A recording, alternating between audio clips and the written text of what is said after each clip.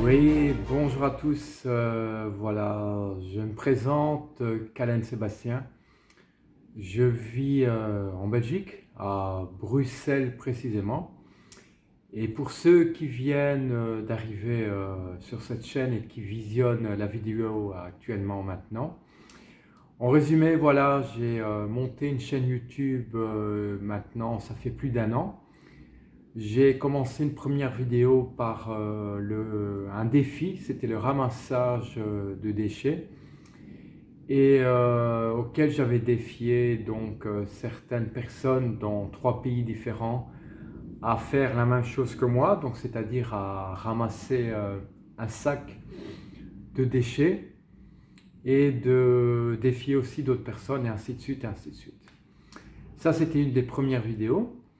Puis vous savez très bien qu'après il y a eu le confinement, le Covid-19 en Belgique et un peu partout, pas qu'en Belgique, en Europe, malheureusement dans le monde entier. Donc j'ai continué à faire d'autres vidéos et bien sûr à faire une action sur le ramassage des déchets. Un peu partout, bien sûr en priorité dans ma commune, hein, donc un peu en dehors de Bruxelles, auquel je vis, puis après ailleurs. Et ensuite, écoutez, je me suis un peu investi dans du matériel, donc petite caméra, un téléphone un peu plus perfectionné et également l'achat d'un drone. Et j'ai fait d'autres vidéos sur des régions que j'ai filmées, que j'ai commentées, que vous pouvez voir éventuellement sur ma chaîne, auquel j'explique un peu certains bâtiments. J'ai également filmé un moulin qui est assez connu ici à Bruxelles, un des seuls moulins qui reste, donc j'avais filmé ce moulin et commenté un peu. Et aujourd'hui, bien, je fais un petit résumé. Je suis parti ici dernièrement en bivouac, donc 10 jours de bivouac en Suisse, donc en solitaire. Donc ça veut dire que j'ai dormi dans la nature, en tente, en cabane. J'ai traversé les glaciers, j'ai monté seul les montagnes avec des périodes assez difficiles. Donc éventuellement, j'ai eu du beau temps, mais j'ai eu aussi du temps vraiment dégueulasse. Et malheureusement, au pied du Mont Cervin, parce que c'était ça un peu le but, hein, si vous ne connaissez pas le Mont Cervin, c'est une montagne qui culmine en Suisse à 4478 mètres. Et mon but était de faire 9 jours de bivouac, pardon, et d'arriver au pied du Mont Cervin et ensuite de gravir une partie. Mais le temps n'était vraiment pas favorable. Alors voilà, je vous fais un petit résumé de cette expédition. Il faut savoir que donc j'ai pris mon départ de Bruxelles jusqu'au lac Léman, qui se trouve dans le Valais suisse. Donc le lac Léman, c'est un des plus grands lacs de Suisse, avec une eau vraiment turquoise, auquel il est possible de se baigner, vraiment une eau vraiment très agréable en tout cas à se baigner, une température vraiment très bonne. Et ensuite, en restant quelques jours là, je suis parti donc vers les hauteurs de Arolla. Donc Arolla, bien sûr, c'est à 2000 mètres d'altitude. Et là, j'ai commencé vraiment mon bivouac en allant vers les Aiguilles Rouges, en passant par le lac Bleu. Donc je suis resté 2 jours dans les environs pour un peu m'acclimater donc à des altitudes de 2000-2600 mètres le maximum. Je suis parti aussi d'Arola vers le plan Berthold en passant par le mont Collant. Si vous connaissez, donc une très belle montagne qui se trouve un point culminant, en point de vue panorama d'Arola. Vous avez aussi le Pignol d'Arola et donc j'ai été jusqu'à la cabane Berthold où j'ai traversé quand même une fameuse épreuve. J'ai marché plus de 2 heures dans la neige sur un glacier, heureusement sans danger. Je me suis renseigné parce qu'il ne faut jamais se diriger sur un glacier seul au vu de trouver des crevasses et de tomber dedans. Par contre, j'avoue quand même, j'ai eu des petites frayeurs parce qu'à un certain moment, je me suis retrouvé seul sur ce glacier avec pas mal de neige. Et je peux vous dire que la neige, c'est pas facile à marcher dedans. Surtout qu'à un moment, je suis tombé dans un trou jusque plus ou moins au-delà des genoux. Donc voilà, c'est assez impressionnant, mais voilà, j'avais pied, donc voilà, je sentais en dessous de mes semelles, on va dire, la roche. Donc voilà, j'étais un peu soulagé, mais voilà, il fallait quand même se sortir de là. D'où les bâtons, toujours très utiles. De toute façon, voilà, j'ai un peu expliqué dans mes précédentes vidéos qui sortiront bientôt que les bâtons de randonnée sont très utiles pour justement, voilà, d'éviter problèmes et de tomber, de faire des chutes. Donc voilà, mes bâtons ont été bien utiles, hein. Et en tout cas, une fois que je suis arrivé à la cabane Berthold, je peux vous dire que là, j'ai vu un panorama extraordinaire sur le mont Cervin, la vue sur tout blanc, enneigé. Franchement, c'était grandiose, très calme. Il y avait pas mal de touristes également qui venaient de France, d'Italie, de Suisse. Vraiment, c'était un magnifique panorama. Puis évidemment, je ne suis pas resté en cabane, je suis revenu après vers mon camp de base qui était en tente du côté de Harola. Ensuite, après avoir resté 2 jours, j'ai pris la direction de la Grande Dixence. Alors la Grande Dixence, c'est un des plus hauts barrages au monde. Et de là, je suis aussi resté 2 jours avec vraiment, pour moi, je suis allé 2 jours en cabane, la cabane Barmaz, qui se trouve à plus de 2500 mètres d'altitude avec une vue panoramique sur la Grande Dixence et un lieu vraiment très très calme. Et là, franchement, j'ai passé 2 jours agréables au début, j'étais seul à cette cabane, puis quelqu'un voilà, est venu, un randonneur, des randonneurs.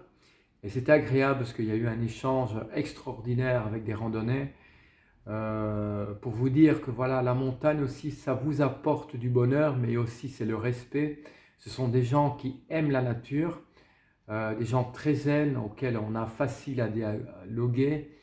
Et voilà, ça vous apporte aussi la montagne, une méditation. C'est le meilleur médicament, je trouve, quand on a envie de se retrouver seul et de libérer son esprit, parce que la montagne vraiment libère votre esprit de tout problème. Vous mettez vraiment les problèmes sur le côté. Et c'est pas en étant, je sais que beaucoup de personnes parmi vous vont en vacances à la mer ou d'autres destinations, c'est très bien, je n'ai rien contre ça.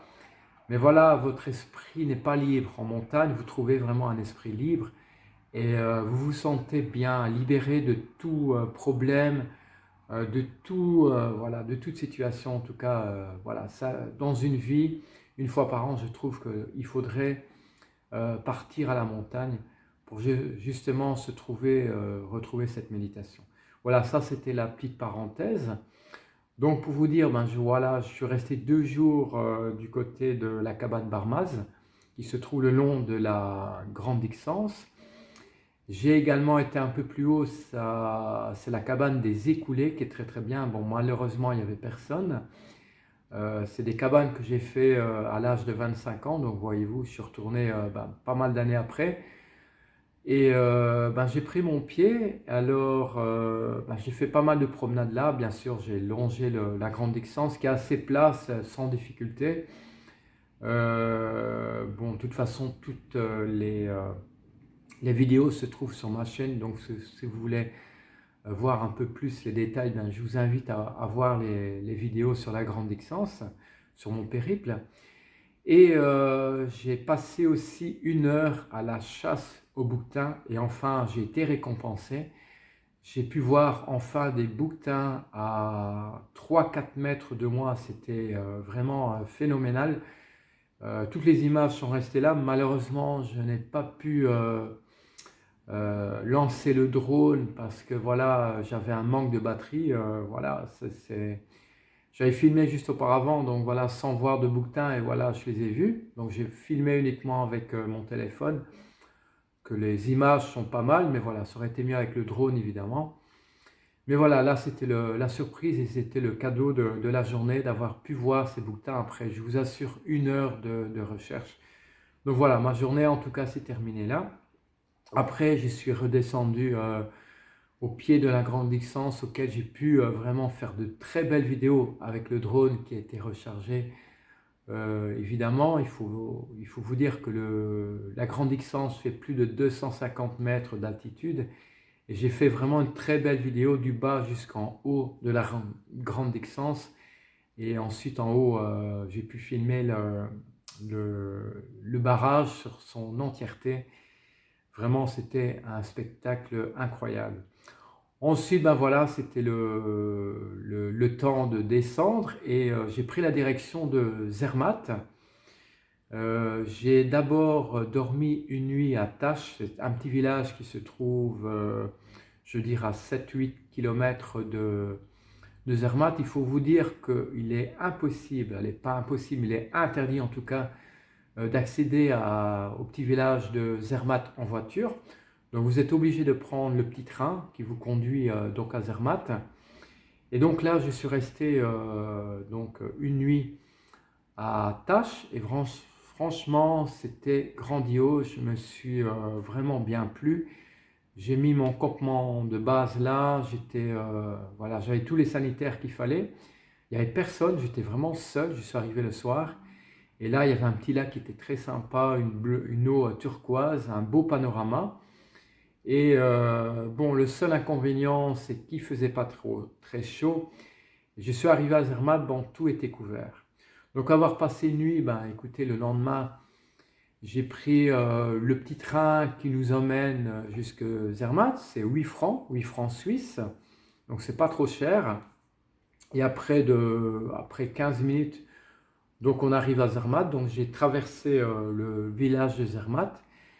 Je vous avoue, pour gagner du temps, malgré qu'il était 9 heures du matin, j'ai pris le téléphérique, parce que voilà, monter tout ça à pied, donc il faut compter au moins 2 heures de marche jusqu'à Schwarzsee, après encore 3 heures de marche jusqu'au pied du Mont Cervin.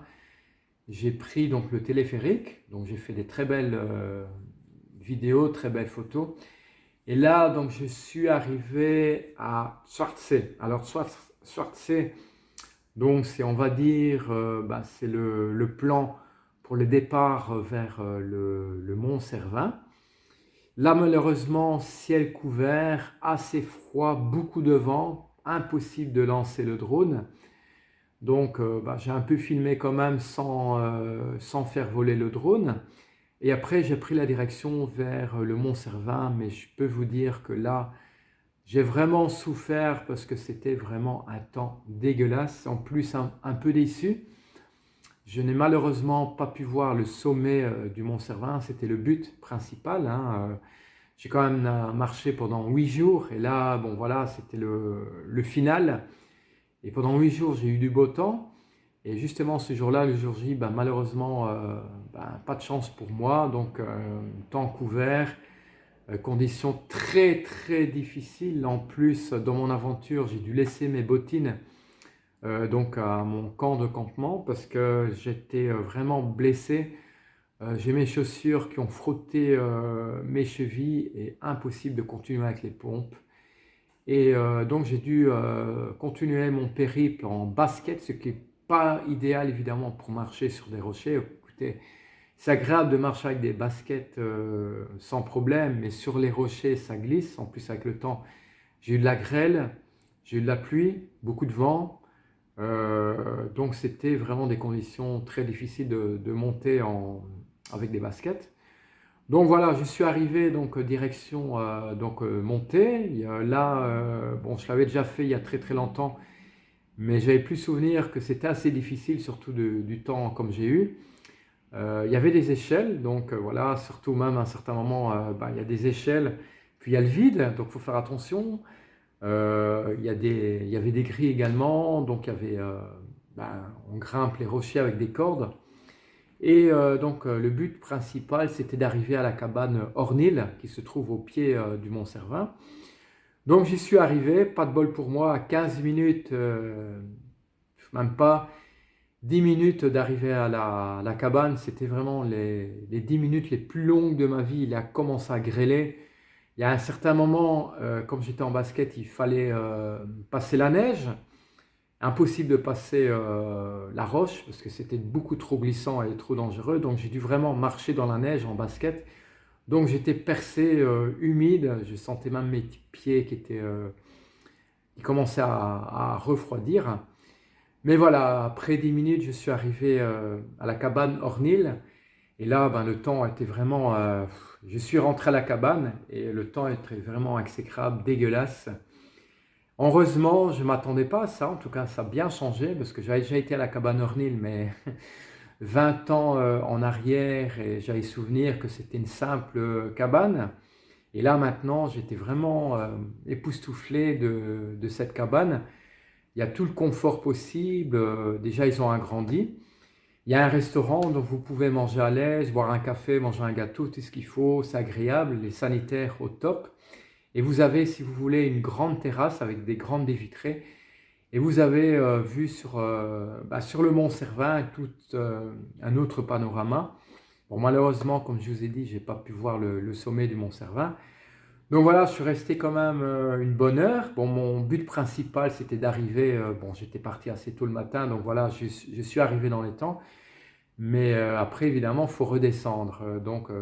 Mon but principal, c'était de redescendre avant 4 heures. Bon, je suis arrivé aux alentours de 3h30, 4 heures, bon, avec beaucoup de temps. Donc voilà, je suis resté quand même une heure sur place. Alors j'ai voulu, j'ai voulu évidemment un peu explorer le Mont Cervin, comme c'était mon but principal, de gravir une partie, et donc pour voir jusqu'où, je ne vais pas dire mes capacités, mais jusqu'où je peux aller en évitant le danger sans prendre de risques, hein, bien sûr, parce que voilà, en montagne, il faut prendre des risques, mais voilà, avec prudence aussi, il ne faut pas s'aventurer comme un fou.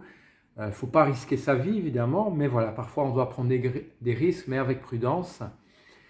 Et malheureusement, bon, ça j'avais plus de souvenirs aussi, à quelques mètres du Mont Cervin, ben écoutez, il y avait de la neige. C'était assez pentu, je dois dire. Heureusement, il y avait un petit passage pour accéder vraiment au mur, au pied du Mont Cervin, mais je dois dire, en basket, c'était vraiment pas évident. J'étais pas vraiment pas à l'aise, mais voilà, je suis quand même arrivé, il faut aller jusqu'au bout des choses. Surtout, moi, je suis quelqu'un qui a jamais abandonné. Pour la petite histoire, j'ai fait longtemps de l'athlétisme. Et sans me vanter, j'ai jamais été dernier et j'ai jamais abandonné une course, même si j'ai fait des courses assez difficiles. J'ai toujours voulu aller jusqu'au bout des choses avec persévérance. Et dans ce genre de situation, c'est le moral qui joue énormément. Tout se joue dans la tête, je l'ai dit plusieurs fois dans mon périple, tout se joue dans la tête. Si on a un mental très dur, même si on souffre, si on est blessé, si on est coupé, si on a un genou qui est pété, eh bien, si vous avez le moral, si vous avez envie d'aller jusqu'au bout des choses, je vous assure que vous allez arriver. Alors ici, ben voilà, mon but principal, c'était d'arriver au pied de ce Mont Cervin.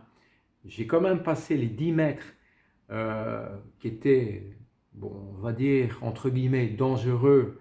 J'ai pris des risques, mais voilà, je suis arrivé au pied du Mont Cervin, je l'ai touché. J'ai fait la photo comme j'ai fait il y a 20 ans avant, auquel là où j'étais, il n'y avait pas de neige. J'ai fait la photo sur la plaquette et je me suis retrouvé face à ce mont, à ce Cervin que j'admire, que j'adore depuis l'âge de mes 12 ans. Et là, je peux vous dire que j'étais content. La seule déception, c'est vrai, que j'ai pas vu le sommet. Vous avez déjà vu des images du Mont Cervin avec un ciel bleu et cette montagne est fabuleuse. Malheureusement, c'est la seule déception, mais c'est comme ça dans la vie. Que voulez-vous? Voilà,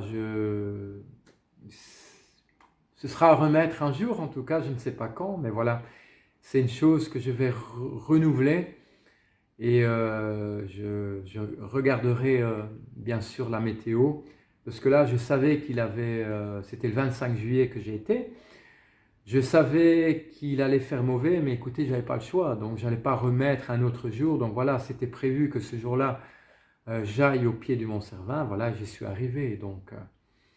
ben écoutez, j'ai quand même été très très heureux d'avoir pu toucher le pied du Mont Cervin, de l'avoir vu et de voilà, mon cœur il s'est emballé et là j'ai oublié toutes les souffrances, tout s'est oublié. Par contre, il a fallu bien sûr redescendre. Ben écoutez, j'ai pris mon courage à deux mains. Je suis allé de l'autre côté, donc il faut dire que je suis remonté par Schwarzsee et je suis passé de l'autre côté, mais je ne saurais pas vous dire par quel village. Donc j'ai fait une boucle si vous voulez. Dans la descente, bon voilà, le temps quand j'ai pris le départ, il s'est un peu calmé, donc heureusement. Mais au bout de 10 minutes, ben, il a commencé à nouveau à avoir des grêles. Et je me suis dit, bon, de toute façon, voilà, il n'est pas trop tard. Je suis descendu vers 17 heures. Je me dis, bon, de toute façon, il faut 3 heures de descente pour arriver à Zermatt. Après, bien sûr, une fois que je suis à Zermatt, même si c'est la nuit, c'est pas grave, je peux retourner à Tâche, que ce soit à pied ou en voiture en stop.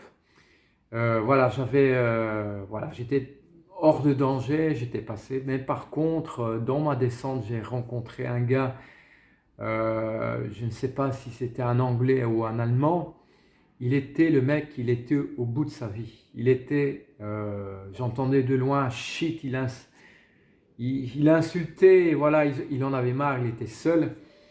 Ben, je l'ai encouragé, ce type, bon, je ne savais pas parler anglais, je dis que, vas-y, allez, good, allez, bon, good luck. Donc, je l'ai encouragé parce que le mec, il était presque en pleurs, il en pouvait plus. Et je comprends parce que c'était une situation vraiment très difficile. Et voilà, bon, en tout cas, le mec remontait assez tard, bon, je suppose qu'il restait à la cabane. Donc voilà, je l'ai encouragé et je pense que ça a été... on s'est pris dans la main et on s'est serré la main. Et voilà, des situations comme ça, c'est grandiose parce que voilà, on s'entraide et on sait que c'est une aventure très dure et qu'on a besoin de courage en tout cas. En tout cas pour la montagne, on a besoin de beaucoup de courage, surtout dans des situations comme ça. Donc voilà, je suis de toute façon redescendu, vu que je vous parle, je suis sain et sauf.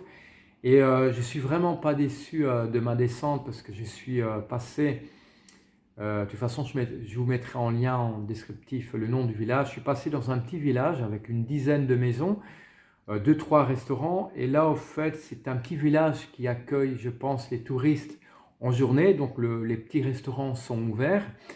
Et comme il était assez tard, il devait être, je pense, ouais, même 20 heures, parce que je suis rentré à 22 heures, 21h30 à mon campement. Il était, ouais, 20 heures. Eh bien, c'est incroyable, j'étais tout seul dans ce village, il n'y avait personne. D'ailleurs, j'ai filmé le village avec le drone, j'ai fait des images incroyables. Et j'étais le seul, il n'y avait personne d'autre, donc je me suis retrouvé dans un village avec deux, trois restaurants.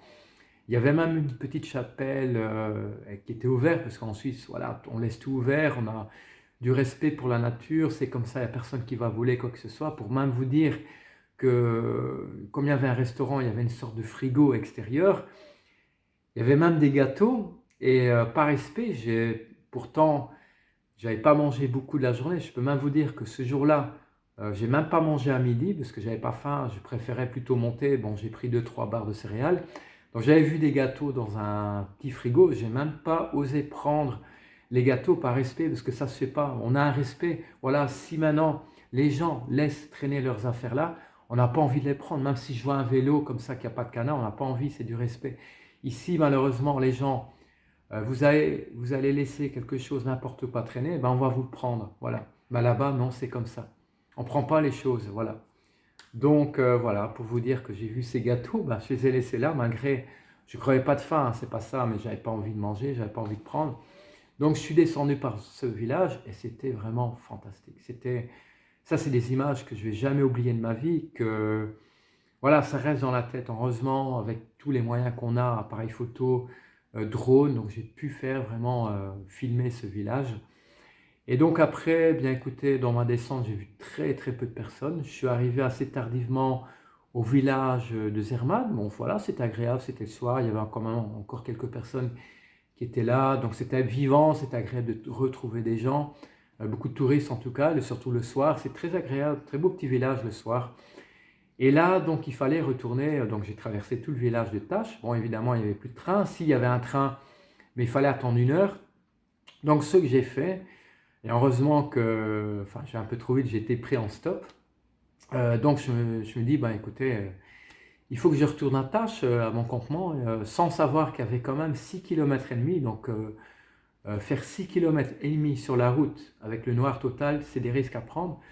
Donc, par chance, j'ai marché, j'ai entamé mon chemin vers Taches et je priais et je savais, mais bon, sans savoir si j'allais être pris, j'espérais en tout cas, en faisant du stop, que j'allais être pris par n'importe qui allait me ramener à Taches. Donc j'entame ma marche, j'ai peut-être fait 500 mètres, 2 voitures qui passent. Et ah ben voilà, je fais du stop, malheureusement pas pris. Après encore une autre voiture, troisième voiture, encore du stop, pas pris. Bon, je continue. À un certain moment, donc sur le bas côté de la route, évidemment, il faisait noir, donc j'avais mis une lampe frontale pour qu'on me voie. Et là, bon, je dis mince, je ne sais pas combien de temps je vais marcher, il fait tout noir ici, il n'y a pas de voiture. S'il y a une voiture qui arrive dans n'importe quel sens, elle ne sait pas me voir, donc elle va peut-être paniquer en voyant la lumière de loin, je ne sais pas. Donc il y avait un bas-côté, et là, écoutez, j'ai eu la chance, je me suis mis sur le côté, et j'ai peut-être attendu 3 4 minutes, et j'ai vu de loin une voiture qui descendait.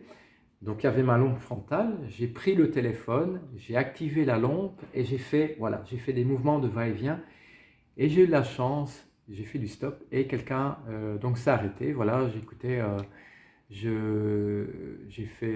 voudrais retourner à Taches, donc j'expliquais un peu où j'étais, je suis au camping là-bas. Et voilà, donc la personne m'a accompagné et je ne savais pas, mais elle m'a accompagné 6 km. Vous imaginez, j'aurais tapé 6 km, c'était encore pour encore 2 heures de marche. Donc voilà. Donc voilà, je remercie la dame si elle voit ma vidéo. En tout cas, c'était une dame espagnole qui a quitté son pays, qui est venue habiter à Taches et qui travaille à Zermatt. Voilà pour la petite histoire. Et là, je suis encore resté une nuit à Taches. Parce que voilà, c'était un coin que j'ai vraiment apprécié. Et après, donc voilà, j'ai fait quand même 10 jours de bivouac. Après, bah voilà, il était temps, j'ai accompli tout ce qu'il fallait. Bon, le seul regret, évidemment, que j'ai pas vu le sommet du Mont Cervin, même en restant une nuit supplémentaire, j'ai pas vu le sommet. Mais voilà, ce n'est que partie remise, je ne sais pas quand, mais je remettrai en tout cas ça un jour. Et après, ben écoutez, je suis redescendu dans la vallée. J'ai d'abord été par Brigue, où voilà, il y avait des grosses différences de température. Il faut vous dire que j'étais à Taches, il y avait peut-être en journée 12 degrés. Je suis descendu vers Brigue, parce que voilà, je voulais faire un petit tour. Il y a un très grand Briguerbad. C'est un camping de thalasso, plein de choses comme ça. Il faisait presque 30 degrés. Donc voilà, là, j'étais vraiment époustouflé de voir, de passer de 12 degrés à 30 degrés. Puis pour la petite histoire, j'ai dû redescendre pour Sion parce que j'ai un petit problème d'essence. Enfin voilà, je ne vous mets pas en détail, pas gravissime on va dire. Donc j'ai dû descendre à Sion.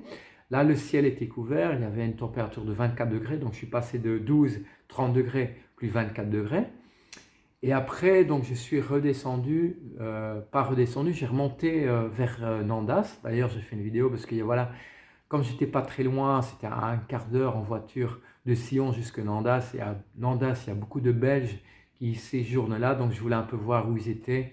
Bon, malheureusement, je ne les ai pas vus. J'ai vu des Belges qui venaient de Bruxelles, mais j'ai pas vu les personnes principales. Bon, voilà, de toute façon, j'ai donné un petit coup de fil, j'ai mis un petit message sur Facebook, donc voilà.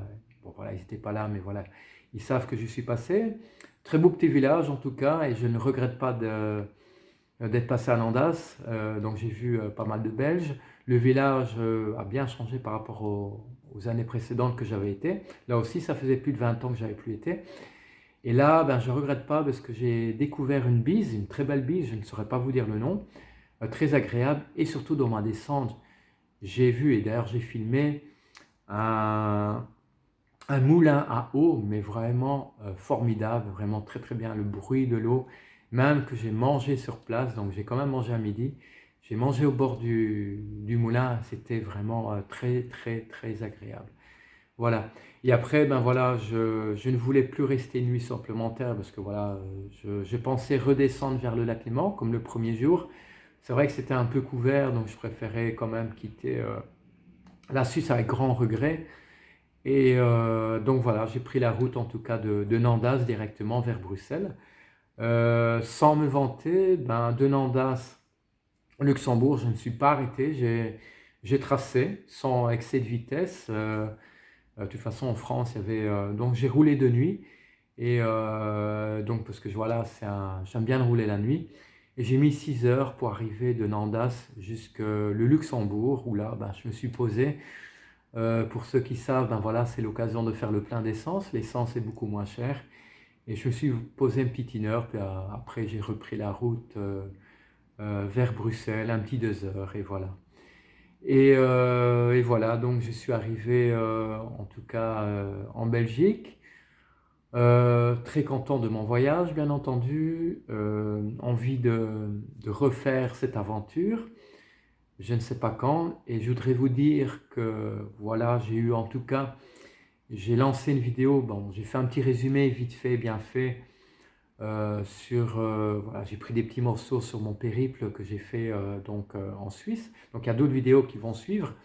Bon, évidemment, on est en été, donc je passe pas tout mon temps devant mon PC à monter des vidéos. Donc voilà, je vais essayer d'en faire quelques-unes au mois d'août, mais voilà, ce sera peut-être plus en automne quand les jours seront moins bons, parce que voilà, j'en profite, comme je suis bien boosté en vitamines, en globules rouges, on va dire. Je continue à faire du sport. Je fais pas mal de vélo ici en Belgique maintenant, de la course à pied. Donc voilà, je vais faire les 20 km de Bruxelles prochainement.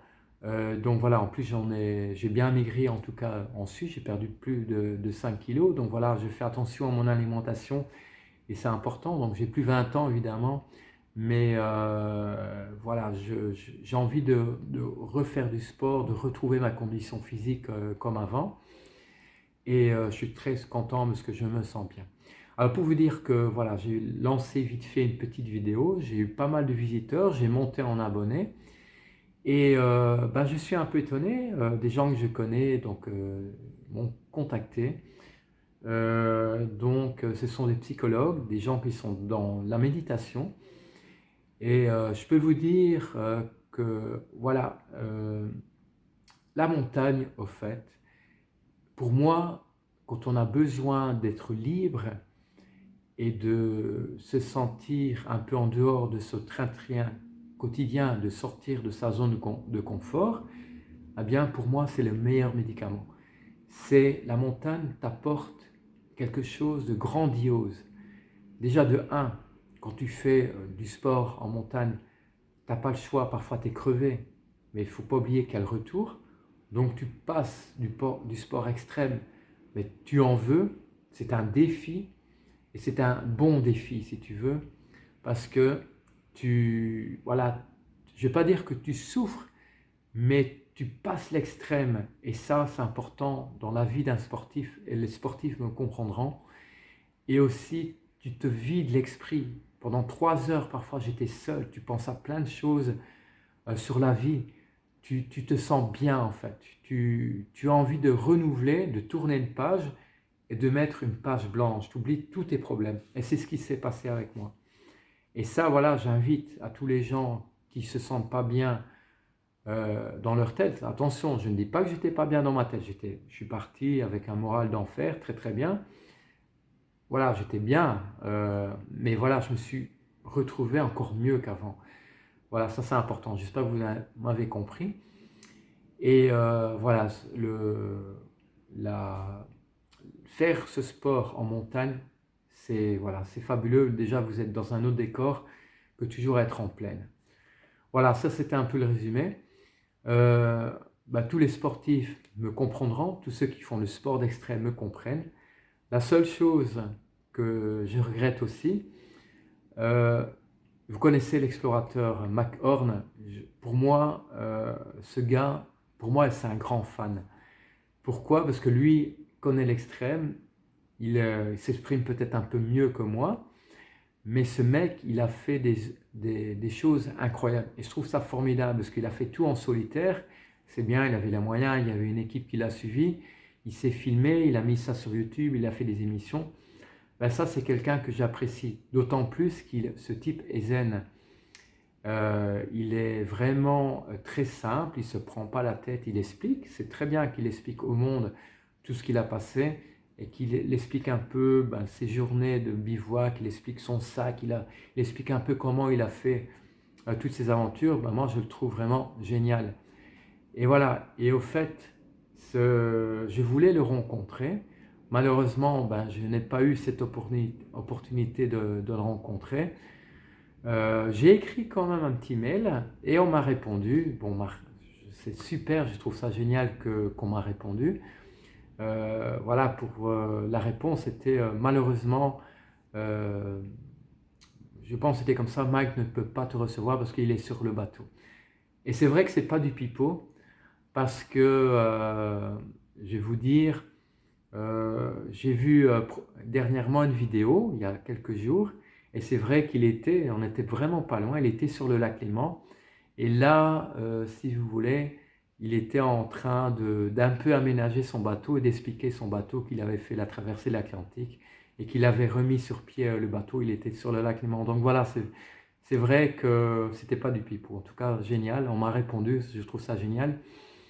Ici, j'aurais écrit un petit mail pour le rencontrer. Je ne sais pas si je vais avoir l'opportunité de retourner en Suisse, voilà. Mais moi, sincèrement, ce serait un rêve de le voir, rien que de parler 10 minutes avec lui et de poser surtout une question que je ne vous dis pas maintenant, peut-être en description, je ne sais pas, si j'ai l'occasion de le voir sur un jour ou pas. Donc ce serait une question que je lui poserai. Évidemment, si je le rencontre, voilà, je ferai un petit spot sur lui de 10 minutes. Pour moi, c'est bon si j'ai l'occasion de rencontrer McHorn, un petit 10 minutes, de poser ma question. Et ma question sur les randonnées, bien sûr, hein, pas indiscrète, c'est même pas une question indiscrète sur sa vie privée, quoi que ce soit. Donc voilà, si j'ai l'occasion de le rencontrer et que je puisse mettre ça sur ma chaîne YouTube, ce serait vraiment formidable. Parce que voilà, on est du même gabarit, je veux dire, des gens comme ça, on se comprend, il fait des aventures, moi aussi je fais, bon évidemment, lui c'est autre chose bien sûr, mais j'aurais voulu faire aussi ce genre d'aventure. On n'a pas toujours l'opportunité, j'ai eu l'occasion de le faire ici pendant 10 jours, je le referai certainement d'autres aventures, et pourquoi pas un jour, bon j'ai déjà fait le tour du Mont Blanc, pourquoi pas un jour comme je voudrais, mais c'est vrai que j'ai réfléchi beaucoup quand j'étais là-bas sur place. Moi, c'est mon rêve d'aller au sommet du Mont Cervin, mais je peux vous dire, le jour où j'ai été au pied du Mont Cervin, je voulais plus rien savoir. Je voulais même pas aller au pied du Mont Cervin tellement que le temps était dur, dégueulasse. Voilà, bien écoutez, je vous remercie en tout cas de m'avoir écouté. Je vous ai fait partager cette expérience et j'espère que vous allez les nouveaux vous abonner. Faites suivre cette vidéo en tout cas. J'espère que je n'ai pas été trop long pour exprimer mon ressenti. Je sais que beaucoup de gens commencent à s'abonner. J'ai eu beaucoup de commentaires positifs. Des gens qui, même sur Facebook, qui n'ont pas été sur YouTube parce que j'ai mis pas mal de petites vidéos et de photos sur mon Facebook. Donc si vous voulez me retrouver sur Facebook, c'est tout ça, vous tapez Callens Sébastien. Et sur YouTube, Callens Sébastien également, besoin d'évasion. Bon, j'ai plein de vidéos. Les premières vidéos ne ressemblent, je vais dire, bon, j'aime bien, je suis un peu perfectionniste. Les premières vidéos sont très simples, pas extra. Mais voilà, j'essaye de faire le mieux possible avec des petits logiciels. Maintenant, si quelqu'un parmi vous veut m'aider, je suis ouvert, bien sûr. Et voilà, ben déjà presque 40 minutes de vidéo, donc je vais plier la page. Et en tout cas, je vous embrasse. Likez et partagez la vidéo si vous avez envie. Et dernière chose, sincèrement, si vous avez l'occasion de faire ce genre de choses et que vous êtes capable de le faire comme moi je viens le faire, eh bien, je vous invite franchement à le faire. Et je suis même ouvert, je suis ici en Belgique. Si vous êtes quelqu'un que vous me connaissez et que vous avez envie de faire une expérience d'aventure, moi je suis prêt à partir avec vous, de partager toutes mes aventures parce que voilà, j'ai l'habitude d'aller en montagne. Je connais voilà comment, quelle nourriture prendre, quel genre de matériel prendre, où dormir, qu'est-ce qu'il faut prendre comme survêtement et tout, c'est important, ça ne sert à rien de s'encombrer. D'ailleurs, j'avais fait une vidéo sur le pactage, hein, donc voilà, j'ai même pris de trop, donc voilà. Donc ça, je peux vous aider avec grand plaisir. Je suis ouvert, moi je suis quelqu'un qui donne mon cœur et qui veut aider les gens. Et voilà, ben maintenant mon seul souhait, c'est que ma vidéo, ben voilà, que vous la partagez. Et en tout cas, un grand merci et je vous fais vraiment des gros gros bisous. À très bientôt. N'oubliez pas de faire un petit pouce et partager et vous abonner et plein de choses en tout cas. Merci à vous et prochainement pour les autres vidéos qui vont sortir, j'espère le plus vite possible dès que j'ai l'occasion. En ce moment, je suis en Belgique, je m'entraîne. Je vais peut-être essayer de reprendre la compétition parce que je vous dis, je suis à fond dans le sport et j'ai toujours aimé le sport. Je vous dis, j'ai jamais abandonné quoi que ce soit une course. J'ai fait plein de courses, j'ai fait même des courses euh, avec des professionnels, que ça a été très dur, mais je suis content de l'avoir fait. J'aime bien sortir un peu de l'ordinaire et j'ai toujours été comme ça. Et voilà, je me sens bien, bien. Et vive le sport, vive YouTube. Grâce à ça, on peut partager des vidéos et c'est une opportunité unique d'avoir maintenant accès à des réseaux sociaux. Et en tout cas, voilà, merci à vous. Mettez les commentaires et je vous embrasse. Et en tout cas, à très bientôt. C'était Sébastien Callens ici en direct de Bruxelles, de la Belgique. Vive la Suisse, vive les personnes qui me suivent, vive les sportifs, vive les randonneurs et tout le bonheur est pour vous. À bientôt. Ciao, ciao.